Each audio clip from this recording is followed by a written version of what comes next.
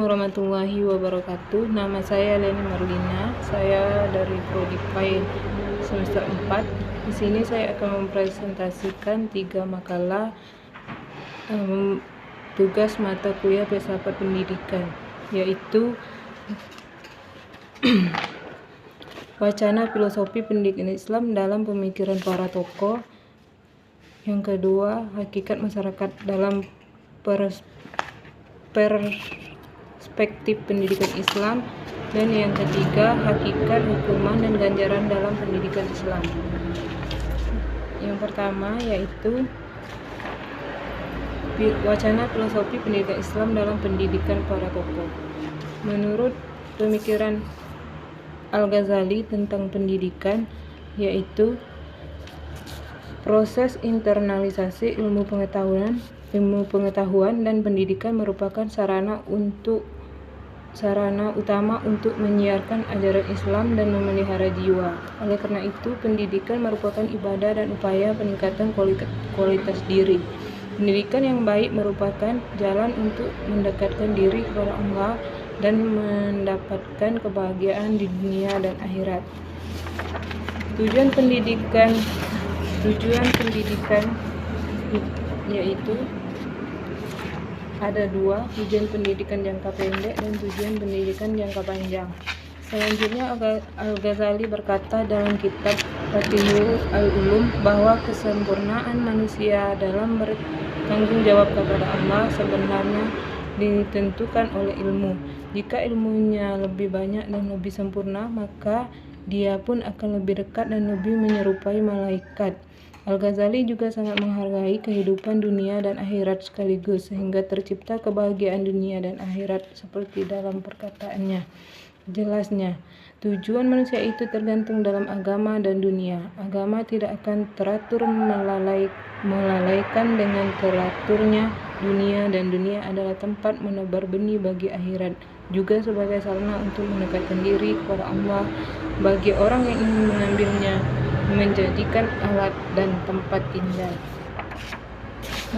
Metode yang digunakan oleh Al-Ghazali yaitu yang pertama metode keteladanan, yang kedua metode hafalan, ketiga metode pendidikan fitrah dan membenahi insting, yang keempat metode ganjaran dan hukuman. Kedua, Muhammad Abdu. Menurut Muhammad Abdu, pendidikan adalah tujuan pendidikan adalah untuk membentuk kepribadian moral agama yang dengannya diharapkan mampu menumbuhkan sikap politik, sikap sosial, jiwa gotong royong, dan semangat ekonomis. Rasid Ridla, murid Abdu, menuturkan bahwa pendidikan bagi Muhammad Abdu adalah bertujuan mendidik akal dan jiwa serta mengembangkannya hingga batas-batas yang memungkinkan anak didik mencapai kebahagiaan hidup dunia dan akhirat. Dari tujuan pendidikan itu, Muhammad Abdu tampaknya berkeinginan agar proses pendidikan dapat membentuk kepribadian muslim yang seimbang. Pendidikan baginya bukan hanya bertujuan mengembangkan aspek kognitif atau akal semata, melainkan pula perlu menyelaraskan dengan aspek efektif atau moral dan psikomotorik atau keterampilan. Metode yang digunakan oleh Muhammad Abdu adalah metode pemahaman konsep, metode tanya jawab, metode latihan dan pengalaman, metode keteladanan, metode cerita,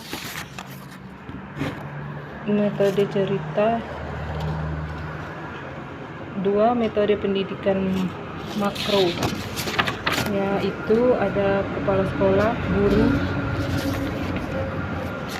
3, Kiai Haji Hasyim Asy'ari. Kiai Haji Hasyim Asy'ari menurutnya belajar merupakan ibadah untuk mencari ridho Allah yang mengantarkan manusia untuk memperoleh kebahagiaan dunia dan akhirat.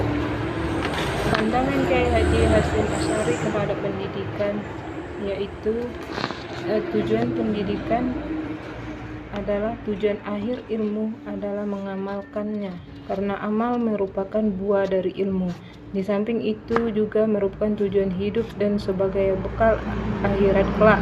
Barang siapa yang melepas dari ilmu, dia akan rugi. Tujuan adalah dunia cita, yakni suasana ideal yang ingin diwujudkan.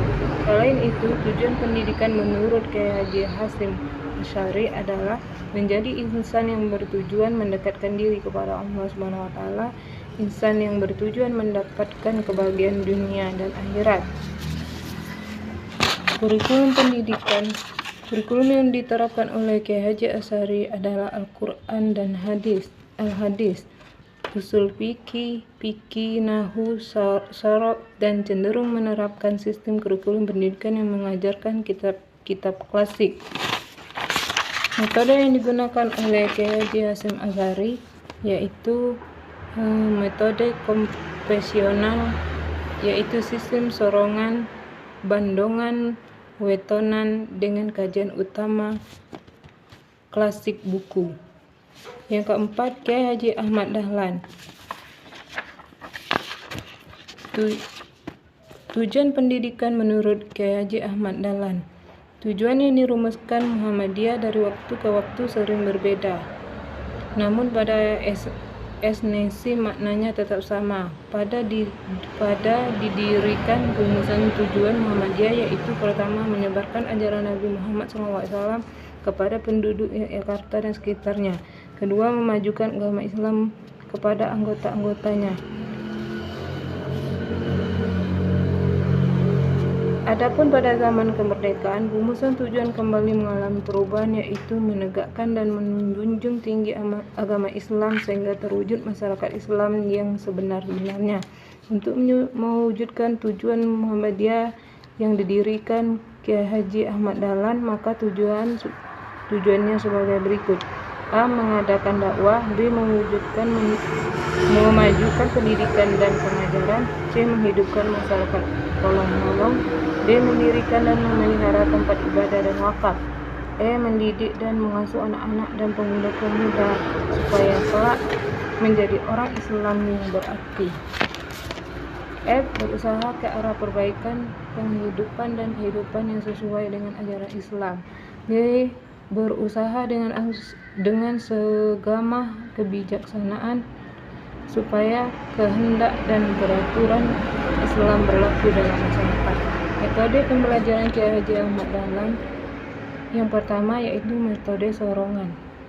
Cara yang dilakukan dalam menggunakan metode sorongan, Kiai membacakan teks dalam kitab, memberikan artinya dengan bahasa daerah masing-masing, dan santri dengan tekun mendengarkan apa yang dibaca Kiai tersebut.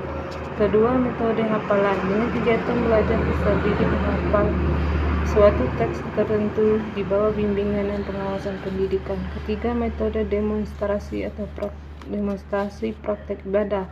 Metode ini digunakan untuk mengetahui apakah peserta didik dalam mempelajari teori dan mempraktekkannya secara langsung. Pelaksanaan ibadah tersebut dapat dilakukan perorangan atau individu maupun per kelompok dengan petunjuk dan arahan Kiai. Sehingga dalam temuan ini Kiai Haji Ahmad Dahlan masih menggunakan metode pembelajaran tradisional. Materi pelajaran yang diterapkan Kiai Haji Ahmad Dahlan. Menurut Kiai Haji Ahmad Dahlan, materi pendidikan adalah pengajaran Al-Quran dan Hadis, membaca, menulis, berhitung, ilmu bumi, dan menggambar. Yang kedua yaitu hakikat masyarakat dalam perspektif pendidikan Islam. Pengertian masyarakat. Masyarakat merupakan sekumpulan manusia secara berdampingan dengan segala kebudayaan dan kepribadiannya.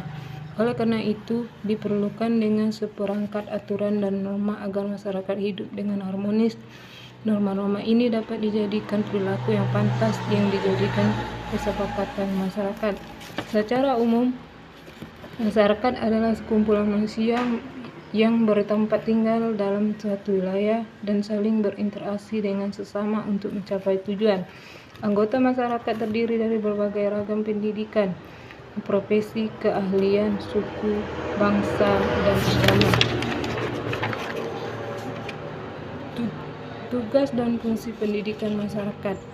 Sesungguhnya tugas masyarakat Islam di sini sebagaimana tugasnya yang kontinu adalah memasyarakatkan adab tersebut dan mendidik putra-putri untuk memiliki adab Islam, juga mendidik murid-muridnya untuk berakhlak Islam dalam seluruh jenjang dan tingkatan pendidikan, dari masa kanak-kanak atau balita hingga perguruan tinggi, dan mendorong hal itu berakhlak kepada umat dengan segala sarana yang ada dan dengan segala metode atau cara yang berpengaruh luas.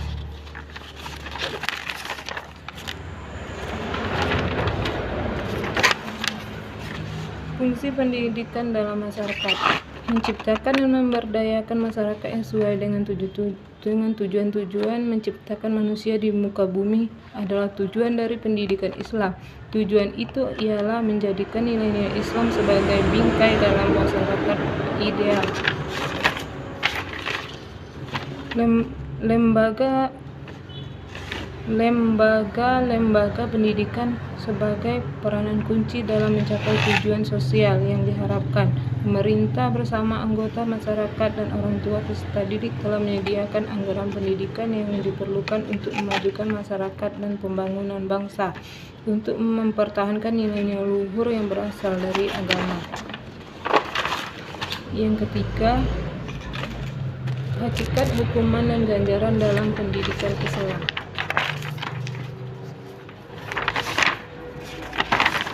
Pengertian hukuman dan ganjaran yaitu hukuman secara definisi dalam Kamus Besar Bahasa Indonesia diartikan sebagai siksaan dan sebagainya yang dikenakan kepada orang-orang yang melanggar undang-undang, sedangkan dalam bahasa Inggris dikenal dengan istilah punishment. Secara terminologi, hukuman adalah sebuah cara paling terakhir yang diberikan oleh pengarahan sebuah tingkah laku peserta didik agar sesuai dengan tingkah laku yang berlaku sesuai dengan norma yang berlaku dalam suatu lingkungan.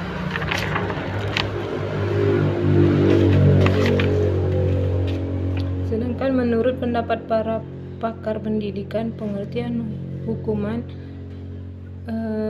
sebagai berikut. Amin Daniel Indra Kusuma: hukuman adalah tindakan yang dijatuhkan kepada anak secara sadar dan sengaja sehingga menimbulkan nestapa, dan dengan adanya nestapa itu anak akan menjadi sadar akan perbuatannya dan berjanji di dalam hatinya untuk tidak mengulanginya. Suwarno hukuman adalah memberikan atau mengadakan nestapa atau penderitaan dengan sengaja kepada anak yang menjadi usulan kita dengan maksud supaya penderita itu betul-betul dirasainya untuk menuju ke arah perbaikan. C. Abdul Nasir Ulwan: hukuman ialah memberikan pelajaran baik bagi si pelaku ataupun orang lain. Semua itu adalah sebagai cara yang tegas dan tepat untuk memperbaikinya. Elizabeth: hukuman ialah menjatuhkan suatu siksa pada seseorang karena suatu pelanggaran atau kesalahan sebagai ganjaran atau balasannya. Emil Durkheim: hukuman merupakan suatu cara untuk mencegah berbagai pelanggaran terhadap peraturan. Pendidikan menghukum si anak selain agar anak tidak mengulangi kesalahan, juga untuk mencegah agar anak lain tidak menirunya. Sebagai firman Allah SWT berfirman dalam surat Az-Zalzalah ayat 7 dan 8 yang artinya, barang siapa yang mengerjakan kebaikan seberat zarah pun niscaya dia akan melihat balasannya, dan barang siapa yang mengerjakan kejahatan sebesar zarah pun niscaya dia akan melihat balasannya pula.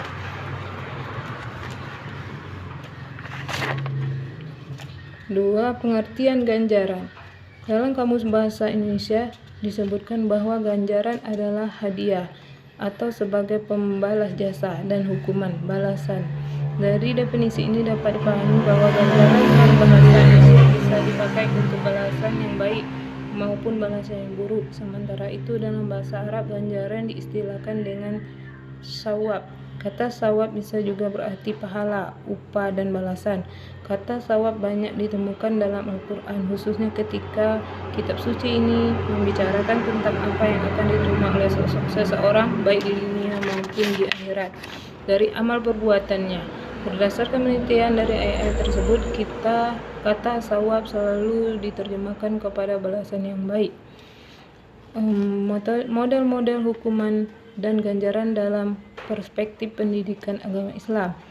Model hukuman perspektif pendidikan agama Islam yaitu 1. Hukuman bersifat fisik, 2. Hukuman verbal, 3. Isyarat non-verbal, 3. Hukuman sosial. Metode ganjaran perspektif pendidikan agama Islam.